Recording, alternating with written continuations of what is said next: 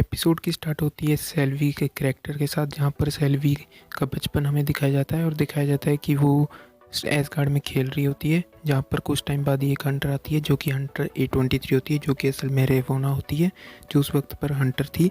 और यहाँ पर वो उसे टीवी में ले जाती है अरेस्ट कर कर, जिसके बाद हमें देखते हैं कि वो उसे जज के पास ले जा रही होती है कि तभी जो सेल्वी होती है वो रिवोना का जो टेम्पैड होता है उसे चुरा कर वहाँ से भाग जाती है। अब लोकी का इंट्रो दिखाया जाता है, जिसके बाद हम देखते हैं कि जो लोकी है और सेल्वी है ना, वो नेमेंटिस पर बैठकर अपनी मौत का इंतजार कर रहे होते हैं। और यहाँ पर जो सेल्वी है उसे अपने बारे में बताती है लोकी को कि वो असल में एक लोकी थी और बच्ची थी जब उसे टीवी वालों ने उठाया था और उसे मतलब एग्जिस्ट ही नहीं करना चाहिए था, असल में उसे मर जाना चाहिए था, बट वो भाग गई। अब यहाँ पर उन दोनों के बीच में एक रोमांटिक सी मतलब प्यार जैसी फीलिंग आने लग जाती है। और जिसके बाद यहाँ पर जो मोवियस और हंटर B15 होते हैं वो असल में टीवी में सब कुछ देख रहे होते हैं, जहाँ पर उन्हें दिखता है कि एक अल्टरनेट अलग सी मतलब अजीबोगरीब ब्रांच बनने लग जाती है जो कि रेड लाइन को छूने ही वाली होती है। तभी जो टीवी के मेंबर्स होते हैं वो उन दोनों को पकड़ लेते हैं और टीवी में लेकर आ जाते हैं, जिसके बाद जो लोकी का मूवीज़ को दे दिया जाता है। और यहाँ पर मूवीज़ उसके साथ बातचीत करता है, जहाँ पर जो लोकी होता है वो उसे बताता है कि टीवी तुमसे झूठ बोल रहे हैं। अब यहाँ पर जो मूवीज़ होता है वो लोकी को एक टाइम सेल में डाल देता है, जहाँ पर एक लूप चलता रहता है जिसमें एक लेडी शिप जो है वो लोकी को बार बार मारती रहती है। पर जो उसकी हंटर B15 के साथ बात होती है मूवीज़ की, जिसके बाद वो उसे बोलते हैं कि उनकी कितनों के साथ लड़ाई हुई, क्री, टाइटन, वैम्पायर्स। और यहाँ पर वैम्पायर सीधा सीधा हिंट है ब्लेड और ड्रैकुला और मॉर्फियस की तरफ, क्योंकि वो वैम्पायर्स है। और असल में जैसे कि आपको बताया कि ब्लेड की अपकमिंग मूवी भी आने वाली है मार्वल में, तो ये सीधा सीधा वैम्पायर्स की तरफ हिंट था। इसके बाद वो उन्हें बोलता है कि लोकी ने उसे बोला है कि जो टीवी वाले हैं उनसे झूठ बोल रहे हैं, जिसके बाद जो हंटर B15 होती है वो थोड़ी सी हैरान हो जाती है। अब यहाँ पर हमें दिखाया जाता है कि मूवीज़ जो है वो फिर से लोकी से बातचीत करने के लिए जाता है, जहाँ पर लोकी को वो बताता है कि असल में उन्होंने लेडी लोकी को मार दिया है। और इसके बाद लोकी का चेहरा देखकर वो समझ आता है कि वो अपने वेरिएंट से प्यार करने लग गया था, जिसकी वजह से एक अल्टरनेट ब्रांच बनी।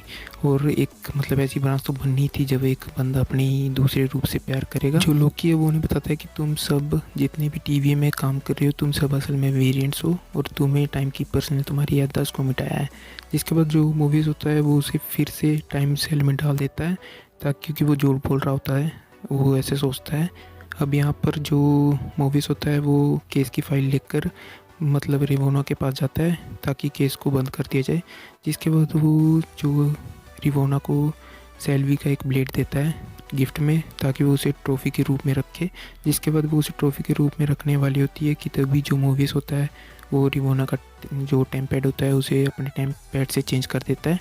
जिसके बाद वो उसे देखने के लिए जाता है लाइब्रेरी में, जहाँ पर उसे पता चलता है कि हंटर C20 जो असल में जिंदा थी वो मरी नहीं है, क्योंकि रिवोना ने उसे बोला था कि वो मर चुकी है। टेम्पैड में उसे एक वीडियो दिखती है जिसमें जो हंटर C20 होती है वो रिवोना का बताती है कि उनका भी एक पास्ट था, उनकी एक ज़िंदगी थी और तुम टीवी में ज़बरदस्ती उनसे काम करा रही हो। जिसके बाद वो वीडियो वहीं पर बंद हो जाती है और यहाँ पर जो मूवीज़ होता है वो सीधा लोकी के पास चला जाता है, जहाँ पर वो लोकी को बोलता है कि तुम सच थे, तुमने जो भी कहा था वो सच था। इसके बाद वो वहाँ से वापस आने ही लगते हैं कि तभी वहाँ पर हम देखते हैं कि जो रिवोना होती है वो टाइम हंटर्स के साथ वहाँ पर आकर मूवीज़ से उसका टेम्पलेट ले लेती है। जिसके बाद वो मूवीज़ को वहीं पर इरेज या फिर प्रोन कर देती है, जो यहाँ पर बहुत ही शॉकिंग मोमेंट था ये। इसके बाद हम देखते हैं कि जो हंटर B15 होती है वो सीधा सेल्वी के पास जाती है और उसे टाइम पोर्टल के थ्रू रॉक्स कार्ट में ले जाती है, जहाँ पर वो उससे बताती है कि तुमने मेरी मेमोरीज़ के साथ क्या किया था। जिसके बाद जो सेल्वी होती है वो उसे बताती है कि वो मेमोरीज़ को नहीं बनाती बल्कि मेमोरीज़ को मैनिपुलेट कर सकती है। जिसके बाद वो उसे उसकी पुरानी मेमोरीज़ दिखाती है, जहाँ पर वो बहुत ही ज़्यादा हैरान हो जाती है। और यहाँ पर हमें दिखता है कि जो लोकी है उसे जो रिवोना होती है वो गोल्डन लिफ्ट में ले जाती है। जिसके बाद वो सेल्वी के पास भी जाती है। अब यहाँ पर वो सेल्वी के पास भी जाती है, जहाँ पर वो सेल्वी को गीला मतलब भीगा हुआ देखकर बोलती है कि यहाँ पर कौन आया था। जिसके बाद उसे पता चलता है कि यहाँ पर हंटर B15 आई थी। अब यहाँ पर वो उसे ढूंढने के लिए सभी टीवी के मेंबर्स को बोलती है कि हंटर B15 को ढूंढो। जिसके बाद वो उन गार्ड्स के साथ लोकी और लेडी लोकी को वहाँ से ले जाने लग जाते हैं, जहाँ पर वो गार्ड्स को वहीं पर रुकने के लिए कहती है और उन्हें लिफ्ट के थ्रू टाइम कीपर्स के पास ले जाती है, जहाँ पर हम पहली बार टाइम कीपर्स को देखते हैं। बट यहाँ पर जाने से पहले जो सेल्वी होती है वो मतलब रिवोना से पूछती है कि आखिर तुमने उसे क्यों पकड़ा था, किस नेक्सस इवेंट की वजह से उसे पकड़ा था। और यहाँ पर रिवोना से बोलती है कि उसे नहीं पता। अब यहाँ पर हमें टाइम कीपर दिखाए जाते हैं जो कि उनके साथ बातचीत कर रहे होते हैं और यहाँ पर वो उन्हें बोलते हैं कि तुम्हें मार दिया जाएगा। तो यहाँ पर जो सेल्वी होती है वो बार बार टाइम कीपर्स के पास जाने की कोशिश करती है, बट जो रिवोना ने बार बार वापस उसी जगह पर ले आती है। जिसके बाद हमें यहाँ पर देखते हैं कि जो हंटर B-15 होती है वो वहाँ पर आती है लिफ्ट के थ्रू और उनके गले में लगे कॉलर्स को रिमूव कर देती है और सेल्वी को उसका प्लेट दे देती है। जिसके बाद उनकी और वहाँ पर जितने भी गार्ड्स और रिवोना की थी उनके साथ फाइट होती है और वो उन्हें हरा देते हैं। जिसके बाद जो सेल्वी होती है वो अपने ब्लेड से एक टाइम कीपर का गला काट देती है और यहाँ पर हमें पता चलता है कि जो जितने भी टाइम कीपर थे तीनों के तीन वो असल में एक रोबोट थे, वो असल में टाइम कीपर थे ही नहीं। और यहाँ पर वो हैरान हो जाते हैं और बोलते हैं कि आखिर टीवी को असल में किसने बनाया था।